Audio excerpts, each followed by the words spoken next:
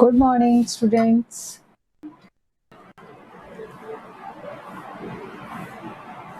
Yes, I am going to start the new chapter. The name of this chapter is water. है ना? I am going to explain the chapter water, which is mentioned in Geo. Clear? Are you? My voice is audible or not? Ma'am, audible. Audible ना?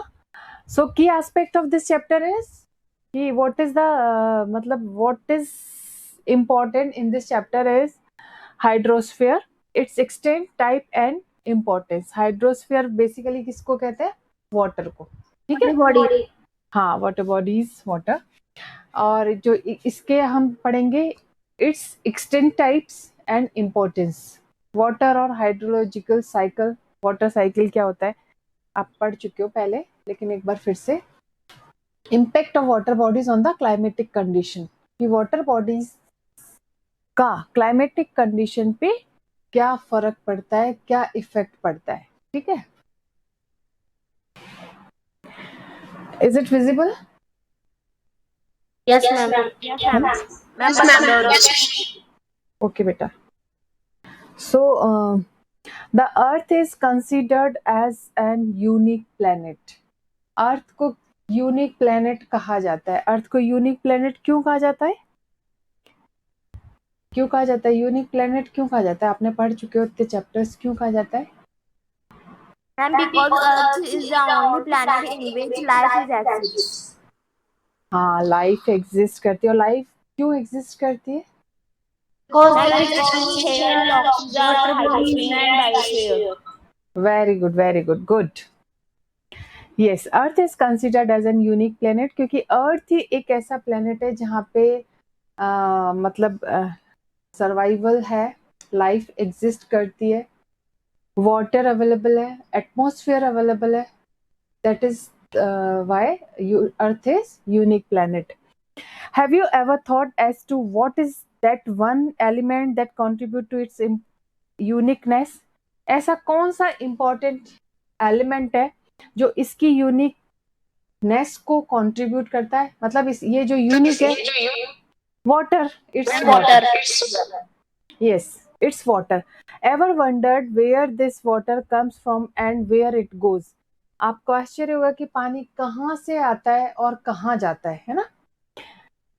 where water comes from and where it goes. कहाँ, where this water come from, कहाँ से आता है और कहाँ जाता है. Let's read about the journey of water in the water cycle. अब वाटर साइकिल में हम वाटर की जर्नी पढ़ेंगे कि वाटर एक्चुअली वाटर कैसे आता है और कहाँ चला जाता है. तो वाटर साइकिल बहुत इंपॉर्टेंट है. डायग्राम बाद में डिस्कस करेंगे, पहले ये देख लेते हैं. Water continually changes it's form. The heat of the sun evaporates water and changes it into water vapors. Water लगातार continuously changes, transformations होते रहते हैं उसमें, है ना? तो सबसे पहले क्या होता है, जो heat of the sun है उससे water क्या होता है, evaporate होता है. evaporate तो पता ही होगा ना, evaporation. Yes, ma'am. पानी भाप बन के उड़ जाता है ना, evaporates होता है. फिर किस में चेंज हो जाता है वो? वाटर वेपर में चेंज हो जाता है. ठीक है. एवापोरेट होने के बाद वाटर वेपर में चेंज हो जाता है. Being warm rises high and gradually cool down and condenses to form clouds. अब क्या होता है, वाटर वेपर्स में कन्वर्ट हो गया, फिर वो क्या हुआ, वार्म हो गया, राइज हाई हुआ, थोड़ा ऊपर गया, ग्रेजुअली क्या हुआ, फिर ऊपर जाके कूल डाउन हो जाता है. फिर कूल डाउन होने के बाद कंडेंसेस होता है. कंडेंसेस मतलब लिक्विड फॉर्म में चेंज हो जाता है वो, है ना. वाटर वेपर में चेंज हुआ, ऊपर गया, फिर क्या हुआ, कंडेंसेशन हुआ, कंडेंसेशन से क्या हो गया, वो लिक्विड फॉर्म में आ गया क्लाउड्स के. फिर क्या होता है, this causes rain, snowfall, hail storm and water returns to the earth falling on land और सी. समझ आ गया ये वाटर साइकिल का प्रोसेस. सबसे पहले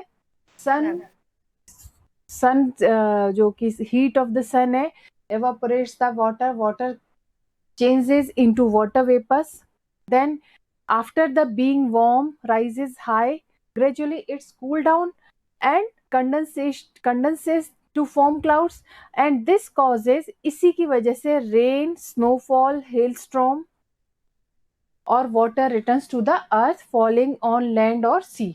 या तो समुद्र में गिरता है या लैंड पे गिरता है. समझ आ गया प्रोसेस पूरा? Water that falls on land collects in reverse. जो पानी लैंड पे गिरता है ना, वो रिवर्स के रूप में कलेक्ट हो जाता है, which carry it back to the ocean. River कहाँ लास्टली कहाँ ज्वाइन करती है? ओशियन को ज्वाइन कर लेती है. ठीक है. This continuous movement of water is called the water cycle. ये जो कॉन्टिन्यूस मूवमेंट होता रहता है, that is called the water cycle और हाइड्रोलॉजिकल साइकिल. क्लियर? इसको बहुत इजी वे में अगर समझें तो हम ये कि सन हीट से इट वाटर जो होता है वो क्या होता है? एवापोरेट होता है. After evaporation it changes its form and condensation condense the water, and condensed water means like it changes into liquid form.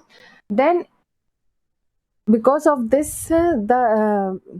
this causes rain, snowfall, hailstorm, and the water returns to the earth, है ना, and falling on land or sea.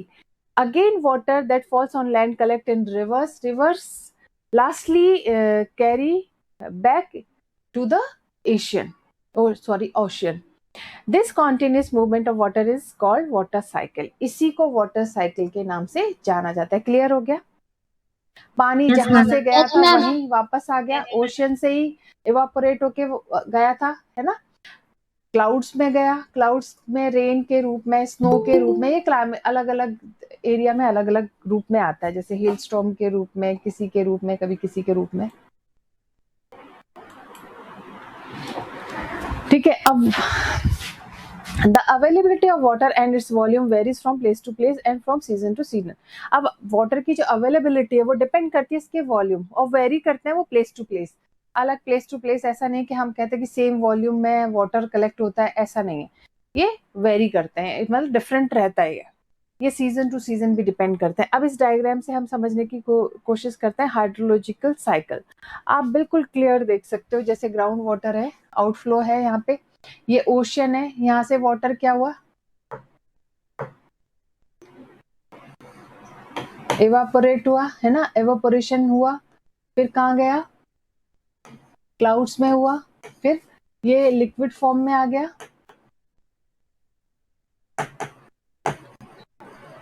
अब liquid form में आने के बाद ये पर्सिपिटेशन के रूप में ये ड्रॉप्स आप देख रहे हो अलग अलग एरिया में अलग अलग गिरे. समझ गए? अब यहाँ का पानी कहाँ आ गया? वापस ओशियन में ही आ गया. समझ गए? तो एक साइकिल है ये. तो मतलब जहाँ का पानी था वही वापस आ गया. ठीक है. इसी तरह ये सारे इसी तरह के हैं. एवापोरेशन हुआ, है ना, फिर एवापोरेशन के बाद लैंड से मॉइस्चर कवर लैंड हुई, फिर यहाँ से स्टोरेज इन आइस, मतलब जो ऐसे इलाकों में जो जहाँ बहुत ठंड रहती है, आइस के रूप में स्टोर हुआ, स्नो के रूप में हुआ, फिर आइस या स्नो के रूप में वो कहाँ पे आया? सरफेस पे आया. ठीक है. तो जो फ्रेश वाटर है वो इससे मेल्ट होके फ्रेश वाटर लेक में चला गया. इस तरह के इन्फिल्ट्रेशन हुआ. तो ये पूरा एक साइकिल है जिसको हम हाइड्रोलॉजिकल साइकिल या वाटर साइकिल के नाम से जानते हैं. क्लियर हो गया बेटा ये? चलो आगे बढ़े. मैं कभी भी पूछ लूंगी आपको वाटर साइकिल बिल्कुल ऐसे एज इट इज बतानी पड़ेगी. ठीक है? Okay ma'am.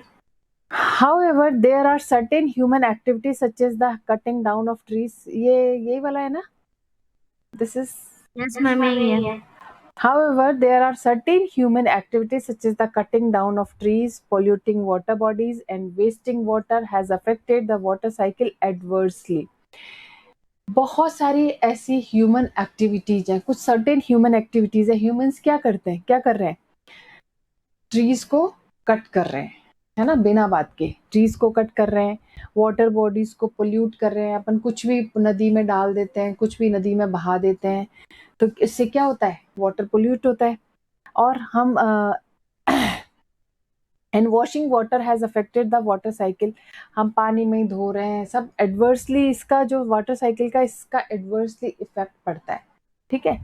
Man must make efforts to conserve this precious resource. ये जो वाटर है ये बहुत प्रेशियस रिसोर्स है, इसको हर व्यक्ति को बहुत कंजर्व करके रहना चाहिए, क्योंकि जो फ्रेश वाटर है ओनली 1 या 3% अवेलेबल है।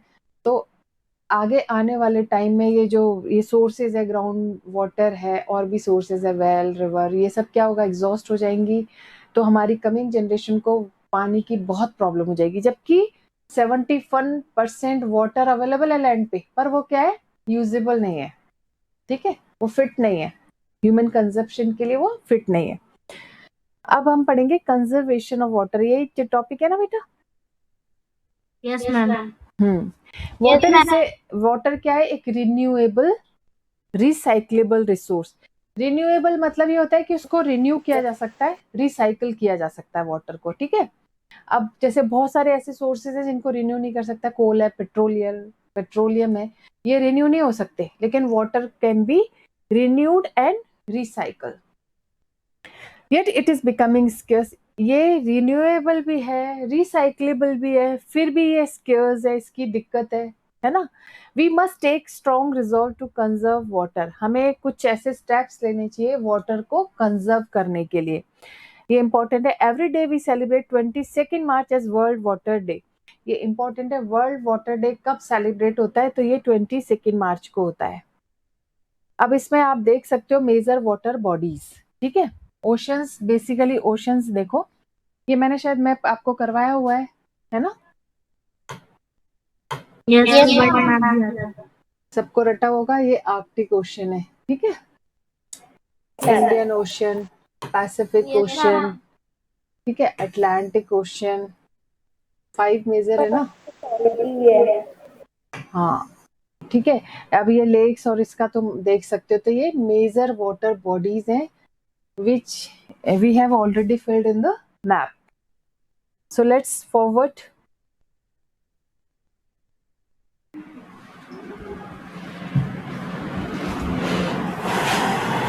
So next topic is distribution of water bodies, right ना? Yes ma'am. हम ऊपर एक टॉपिक छूट गया। Okay. Way to conserve water, है ना? हमको वाटर कंजर्व करना चाहिए, तो किस तरीके से करना चाहिए? सबसे पहले ये आप बच्चे लोग ये बिल्कुल ध्यान करना, ensure all taps and appliances are in order. Taps है, नल है ना, और जो भी अप्लायंसेज है, वाटर अप्लायंसेज, वो प्रॉपर ऑर्डर में होने चाहिए। वो खुले, कई घरों में खुले रहते हैं ना, टपकता रहता है, बूंद बूंद बूंद बूंद बूंद बूंद, या नल ऐसे ही चल रहा है या गार्डन में चल रहा है, तो ये एंश्योर करना है कि ये बिल्कुल ऑर्डर में होने चाहिए। दूसरा, avoid flushing trash in the toilet. हम गंदगी टॉयलेट में डाल देते हैं, तो उसके लिए बहुत ज्यादा पानी चाहिए होता है, तो वो नहीं करना है। Use a bucket for watering plants हम पाइप से डालते हैं, तो बहुत प्लांट्स को तो कम जाता है और वेस्ट बहुत ज्यादा होता है, तो हमें बकेट यूज करना चाहिए for planting the trees. Use water in which fruits and vegetable have been wash to water potted plant. अब जैसे हमें क्या करना चाहिए, हम सब्जियां वॉश करते हैं, है ना, फ्रूट्स एंड सब्जियां वॉश करते हैं, सबके घर में होती है वॉश, तो जो बचा हुआ पानी है उसको हम पॉटेड प्लांट्स में डाल सकते हैं। ठीक है, गमलों में डाल सकते हैं, कहीं भी डाल सकते हैं, इसमें डाल सकते हैं। ठीक है, any water left in the bottle should be poured it over a plant rather than throwing it down the drain. क्या करते हैं, हम स्कूल आते हैं, वाटर बॉटल फिल करते हैं, बच जाता है पानी, तो हम क्या करते हैं, मैंने बहुत बच्चों को देखा सड़क पे ऐसे ही फेंकते हुए। हमें वो फेंकना नहीं है, हम उसको ड्रेन करने की जगह हमें किसी प्लांट में वो डाल देना चाहिए। ठीक है, use washing machine only with a full load, reuse the water used for rinsing clothes। Washing machine जो ऑटोमेटिक वॉशिंग मशीन है, वो बहुत पानी वेस्ट होता है उसमें, इवन मेरे यहाँ है, मैं यूज नहीं करती। यूज क्यों नहीं करती, क्योंकि पानी का वेस्टेज बहुत होता है। तो जो वॉशिंग मशीन है, फुल लोड हो तभी यूज करो, 2-4 कपड़े के लिए आप मत यूज करो, क्योंकि उसमें पानी वेस्ट होता है। और वाटर को ऐसा करो कि आपको कपड़े धोने का जो रिंसिंग क्लोथ्स होते हैं, तो कपड़े धोने के बाद जो पानी बचता है उसको रीयूज करने की कोशिश करो, टॉयलेट में करो, कहीं भी करो, उसको रीयूज करने की कोशिश करो। Make rain water harvesting compulsory. जो रेन वाटर हार्वेस्टिंग सिस्टम है इसको कंपलसरी कर दो कि रेन का जो पानी है उसको हार्वेस्ट करना, उसको कंजर्व करके रखना। तो ये चीजें हैं जिससे कि हाँ तरीका है जिससे हम अपने वाटर को कंजर्व कर सकते हैं। Clear? Next ma'am. Topic is distribution of water bodies. Water bodies का डिस्ट्रीब्यूशन कैसे है? Our earth is called the watery planet. हमारे अर्थ को ब्लू प्लैनेट या वाटरी प्लैनेट भी कहा जाता है because Okay, ma'am. 71% of the earth surface is covered with water while 29% is the land area। 71% जो अर्थ सरफेस है वो वाटर से कवर्ड है ना, और 29% लैंड एरिया में, केवल पानी लैंड एरिया में 29% है। The water is found in ocean, seas, lakes, river etcetera. जो वाटर पाया जाता है बेसिकली ओशियंस में, ओशन के फॉर्म में, सीज, लेक्स और रिवर की फॉर्म में। The domain of water is called the hydrosphere. जो डोमेन वाटर का जो डोमेन है वो हाइड्रोस्फीयर कहलाता है। दो about 2/3 of the earth is covered with water, yet the water fit for consumption is only 3%। समझ गए? हमारा पूरा अर्थ पानी से कवर्ड है ना, वाटर से कवर्ड है, लेकिन वाटर जो फिट फॉर ह्यूमन कंजप्शन है, ह्यूमन कंजप्शन के लिए केवल कितना है? 3% है ना, जिसको ह्यूमन कंज्यूम कर सकते हैं, जो फिट रहता है ह्यूमंस के लिए, दैट इज ओनली 3%।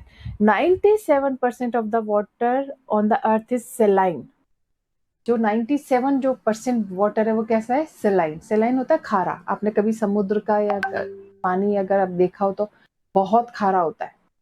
तो 97% कैसा है? सेलाइन है, और वो पाया जाता है ओशंस में और सीज में, which is not suitable for human consumption. जो 97% है जो कि ओशंस में, सीज में पाया जाता है, वो जो ह्यूमन कंजप्शन है उसके लिए सुटेबल नहीं है, बिल्कुल भी अच्छा नहीं है।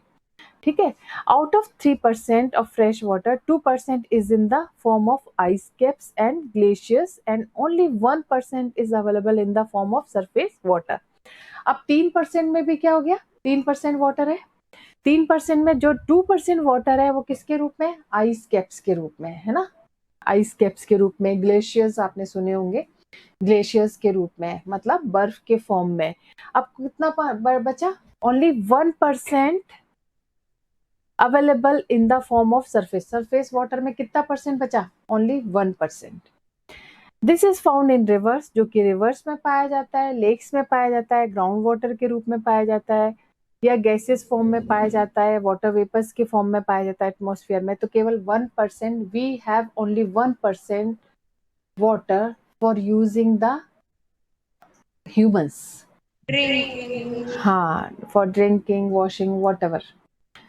Fresh water is the most valuable natural resource. जो फ्रेश वाटर है सबसे वैल्यूएबल नेचुरल रिसोर्स है and must be use judiciously without wasting and polluting it.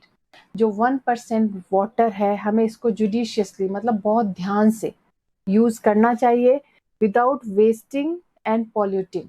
हमें इसको पॉल्यूट नहीं करना चाहिए, हमें वाटर वेस्ट नहीं करना चाहिए। बेटा पढ़े लिखे हो, ये सब चीजें समझ भी आ गई है तो घर में ध्यान रखो। मतलब मैं तो बचपन से ही ऐसी थी कि पानी मुझे नहीं अच्छा लगता था कि वेस्ट हो रहा है। वही बकेट से ही मैं, अगर प्लांट में मुझे प्लांटिंग करना होता है तो मैं बकेट से ही डालती हूँ। तो तुम लोग भी कोशिश करो कि 1 बकेट से ही ना हो। वो शावर चला लेते हो फिर चलता रहता है आधा घंटा, पौना घंटा, 1 घंटा, वो नहीं होना चाहिए। ठीक है? अभी से ये सब चीजें अपनी हैबिट डेवलप करो। सो इनसाइट में अगर हम देखें तो amount of salt in the ocean water is called salinity.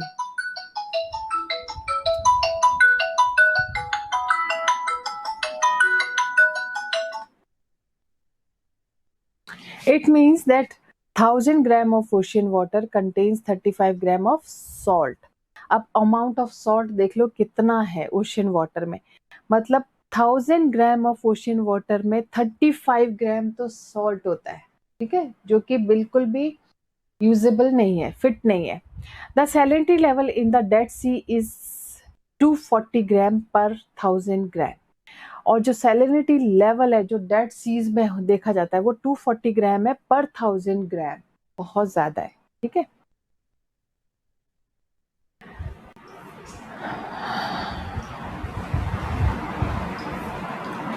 चलिए, time is over now. We'll continue this chapter tomorrow. Clear? Okay, beta. Yes. Bye. Bye, ma'am. Bye, ma'am. Bye, ma'am.